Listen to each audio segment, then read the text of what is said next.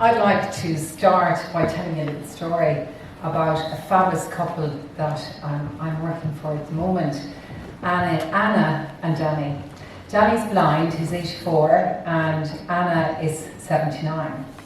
And they asked me to sell their house in rural West Waterford and to help them move from rural West Waterford to Waterford City, because their adult children live here and they can't manage on their own anymore. So we sale agreed the house in West Waterford pretty easily, but finding a house for them to live in Waterford City is proving a massive challenge. I'm going to come back to why I'm telling you that story in a little bit, and you'll see the relevance. So first of all, I would like to talk to you about the market. Now I'm sure all of you really know what's going on in the market, so I don't know if I'm going to be able to tell you anything that's frightfully new. Instead of giving you 30 slides and going through loads of data, we're going to ask you to register at the end, and we're going to send you a detailed report. Also with the survey that we did. We issued a survey about a week ago to 4,000 people and their buyers. Not all 4,000 replied, 4%, and apparently that's kind of average. But we got some really good insights. So you need to download the QR code and you will get that report. There's a lot in it. In terms of the market right now, the prices that we are seeing in the South East, according to Daft, actually Munster, are up 5.1% to this time last year. And that in our own business, Liberty Blue is our own experience. This year, on average, the median price above asking has been 6%. Now that's not saying that every property you sold has been 6% over asking, it's the average. Some have achieved 15%, 13%, 11%, 10%, and some -1%. And the reason for that, it's supply and demand. There is more buyers on the market than there are properties. So year to date, in terms of new home sales in Waterford, 220 new homes have been sold. In Wexford, that's 281 homes, and in Kilkenny, it's 115 homes. Now, we don't know who's bought those homes, but some of those homes may have been sold to affordable housing bodies and may not be private buyers or first-time buyers, all of them. In terms of the population of the Republic of Ireland, not the whole island of Ireland, is somewhere in the region of over 5 million right now. And the experts are saying that there's going to be 6 million living here in 2050. Now that's 26 years from now. Now if you were to average out roughly how many new people, on top of the number of people living in Ireland, would be per year, that's an extra 40,000 people every year living in Ireland, on top of the number of people. Well, there's maybe babies and everything, but it's 40,000 extra. A lot has to do with inward migration, and we are seeing a lot of wars, and we're seeing climate change, and those numbers may be above that. I was speaking to Jim Parr yesterday, and I said, Jim, how many houses do we need to be building? Because there's a lot of numbers bandied around. He's of the opinion that we need 45,000 homes built every year from now for the next 10 years. Now, government is very proud of the fact that they've built 30,000 homes in the last year, but actually it's people like you that have built these homes. And if we continue to deliver 30,000 homes and we need 45,000, that means over the next 10 years we'll be running at a loss, a deficit of 15,000 homes every year based on population demand. In Wexford and Waterford over the last 5 to 6 years, the population has increased by 9%. So we've a rising population, we have a huge deficit of stock, and the amount of properties available, second-hand homes on the market right now in Munster are down 19%, nearly 20% on this time last year. As an estate agent who goes out to value properties, I would say one of the key reasons that the number of stock is so low in terms of second-hand homes is because the buyers of those homes can't leave their homes unless they've somewhere to go. And they don't have anywhere to go in the main. That's a huge issue. So they can't leave if they can't find a house to sell. I wonder how many of you would know how many properties are advertised today in Waterford City in the price range between 300,000 and 375,000 in second-hand homes. 9 properties, because I want you to remember this, 9 properties advertised between 300,000 and 375,000. So we know we have a growing population, we know that stock levels are down, we know that the prices have gone up. What's also interesting in the survey is that the key feedback that we got is when buyers are looking to buy homes, one, the location is hugely important to them, the price is important to them, the energy rating is important to them, the garden is very important to them, the design is important to them, and the storage is important to them. I can tell you that we sold a house recently in the 600,000 bracket in Waterford. I did 17 viewings over 2 days. We sold it over the asking, 1 buyer. 16 of the 17 viewers said that there wasn't enough storage and that's why they wouldn't buy it. The amount of viewings that we go on in second-hand homes where this is a really big issue, no storage. And I'm sharing this with you because I want you to understand the pain points of your customers, your buyers. Also, obviously, in terms of mortgages, we know that 60% of mortgages right now in the marketplace are going to first-time buyers. I visited 3 banks today, and I was with EBS Bank. I told them I'd give them a plug. And they told me, I was asking them, in terms of mortgages that you've given in Waterford, how many mortgages have you got waiting to give to your customers that you can't give because they have no properties? He said, I have 10 million right now approved for Waterford City. I said, what does that equate to in terms of customers, 40 customers who can't buy a property, there's no property for them to buy.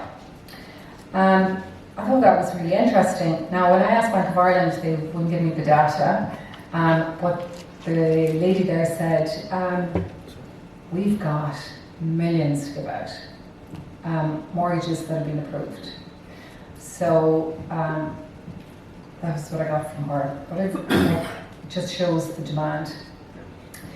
So the next thing I want to talk to you about is knowing your customers. Do you know who your customers are? Do you understand their pain points? I had a really interesting conversation with 2 mortgage brokers in advance to this. And something I didn't actually realise. One of the brokers said to me, Regina, the biggest headache is when we get all of these mortgage first-time buyers who come to us and they say, I've got my mortgage in principle, I've gone on the calculator, and I'm approved. They're not, she said. They're actually not, in my words I would say, they're not mortgage audit ready. Because a lot of them don't realise that they have to show that they have the ability to pay somewhere in the region of €1,200 per month to rent or into a saving account. And that they have money left over to live on. Now, why am I sharing this with you? You're probably wondering, so what's that to do with me? Well, we know that we have all these buyers, but a lot of these buyers don't actually understand how and what they need to get a mortgage. So if you are an estate agent, you say, right, hurry up and sell those, but you don't go to the market with longer lead in, you haven't prepared your buyers. I'm sure there's a lot of you in the room who have 20-something-year-old nieces, nephews, kids. Their lifestyle is massively different to what life was like for me. I was 21 before I got on a plane. My nieces are in Paris, they're in Milan, they're traveling all over the place, they're in Vancouver when they finish college. They're like proper jet setters. So can you imagine, they're on TikTok, they're on social media, like how they consume information and how they buy is not how we buy are what we've been doing for the last 20 years. So we need to understand what floats their boat and how they buy. So if you can imagine, they are very sophisticated. They have seen all these amazing Airbnb properties and all of this, and then we expect them to buy off the floor plan. Now, I'm in the business 27 years, and I'm crap at reading floor plans. I can't visualise my stuff in this room and where it'll all fit. So, how can we expect our buyers to know what life is going to be like in that home? And you're selling a dream. A dream. And this purchase is actually the biggest purchase of their entire life. And we expect them to buy, off floor plan. I'm going to come to that in a second. I want to share something with you. So, in terms of your buyers, imagine if you hired your team, whoever your team are, your marketing people. I actually believe we're not selling homes anymore, we're marketing them. And we need to market them way in advance. And we need to understand our customers' pain points. So imagine if you met your customers, or your agent did focus groups, went to the hospitals, places where they work, pharmaceutical companies, and imagine then your team do focus groups, understand what they need. A lot of them are from our international buyers. Huge amount of Indians, British, Eastern European, and I wonder, is there a lot of samey in terms of houses, that in terms of choice? And also in terms of a housing scheme, I totally appreciate that you can't do bespoke houses, that there have to be a certain generic formula.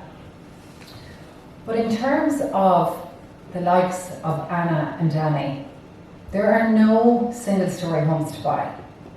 They're not available, and we all know a lot has to do with the cost of living, the cost of building bungalows, in terms of planning requirements, in terms of density, all of that stuff I get.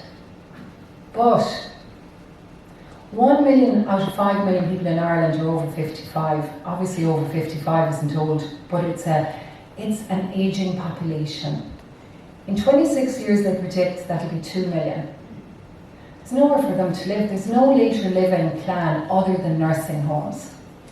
Now, my parents left an old farmhouse in County Limerick in the middle of COVID because I found them a semi-detached bungalow in Dungarvan so that they would be near me and my family. And that's a real issue, because what happens to our elderly people, the people in their autumn years? Who's thinking about them? What's the plan? And their lives are transformed for the better, as is ours. And in the survey that we did, a huge amount of people said they want to sell, they want to buy, there's no bungalows, they need single-story homes, there's none available. So imagine if a 3-bed semi-D, I know you can't build down a complimentary downstairs bathroom, but is there a way to reconfigure the design that it's more versatile for people's changing needs as years go on, that the sitting room could become a downstairs bedroom, because often in terms of couples it's one person who's a mobility issue. So it's just, how can we do it? What can we do to, I suppose, supply this market? So also, in terms of these focus groups and understanding their needs, this is a really great way of getting buyer audiences for your developments. All these people are being asked, so it's a clever way of engaging with your buyers.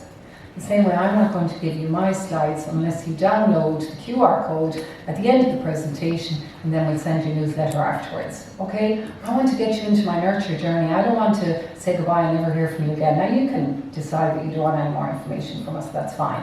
But this is what we need to be doing in terms of nurturing leads. in terms of staying in touch with people. Very, very important. In terms of visualising, I can tell you that the majority of people I meet out and about, and my colleagues Maria and John, on viewings, they can't visualise.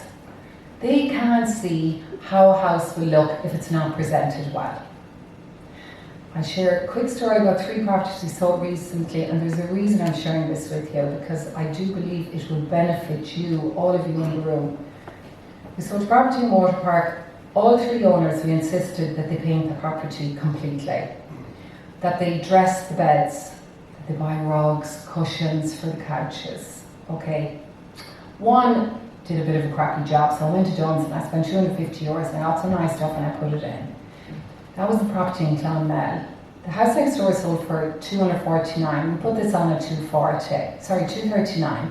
We put this house on at $240. Did everything that we begged him to do, to be honest. It was a former rental.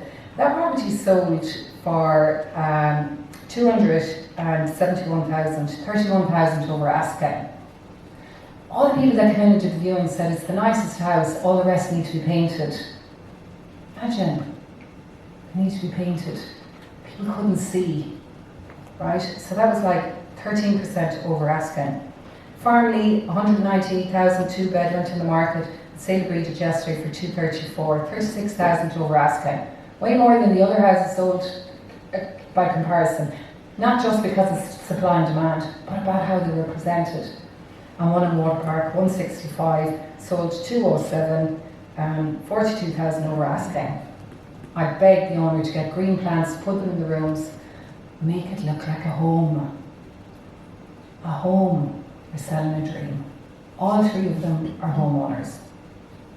So if you present your homes in a way that the person can imagine how life will be, I believe it will put extra money in your pockets at the end of the day, and homes will sell quicker. So very quickly now, and by the way, if you're wondering what this is my view of how buyers buy new developments sometimes, especially if there's no show house. Because I was speaking to a broker who told me about a property in the Midwest, and the homes are going to be ready for 15 months.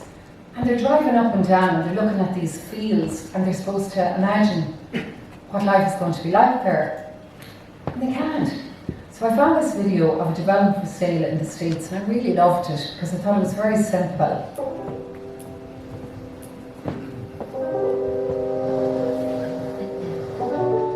So it's a greenfield site, there's nothing on it today.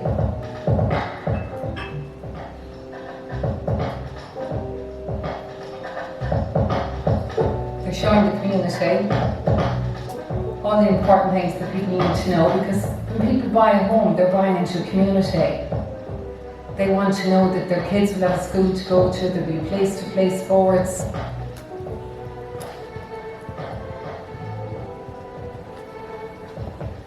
Golf club, everything, all the facilities that we are so privileged to have in the South East. And then you've got different home types that people can zoom into. Now we're fast forwarding this, but you'll have the link in the download.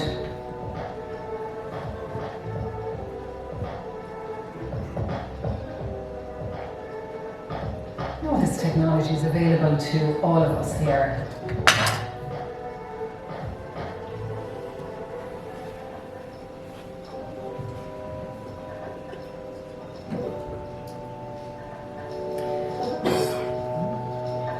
Look, I think that gives you the gist of it. I won't give you the 2.5 minutes, right? So, there's probably a couple of you there thinking, listen, why the heck would we go to the trouble of doing all this? When we've got all these buyers, we've all these mortgage approvals, and they haven't got any houses. Should we know there's a market? But the question that I pose to you is, what legacy do you want to leave behind? What do you want your reputation to look like? What do you want people to say about your homes in 10 years' time? About how you help people visualise their home. After all, you're selling a dream. And if you don't do it, somebody else will, because today's market expects it. Curve Mila Monaco.